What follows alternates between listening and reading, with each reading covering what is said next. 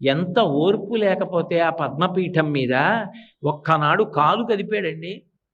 ఒక్కనాడు ఎన్నాళ్ళు నించోనరా ఇలాగా, ఓ కుర్చీ వేయండి అని కూర్చున్నాడా, పడుకున్నాడా? నాకు ఇంతే సమయమా, ఎన్ని వేల మందిలా వస్తూ ఉంటారా, ఎంతమందిని నేను చూడనురా అన్నాడా? అలా చూస్తూనే ఉంటాడు, అనుగ్రహిస్తూనే ఉంటాడు. ఎక్కడో ఉండి మొరలు పెట్టుకున్నా ఆపద మొక్కల వాడి కాపాడుతూనే ఉంటాడు, క్షమిస్తూనే ఉంటాడు. అంత ఓర్పుతో రావాలి అవతారం. అందుకే మొదటే ఓర్పు పట్టి వచ్చింది. రావడం అన్ని అవతారాల్లాగా రాలేదు. భృగువు వెళ్ళి తంతే సహించి బయలుదేరాడు. అందుకే మీరు చూడండి, మొదట దయ కలుగుతుంది ఎప్పుడు మనిషికి. దయ కదిలితే కార్యం నడుస్తుంది.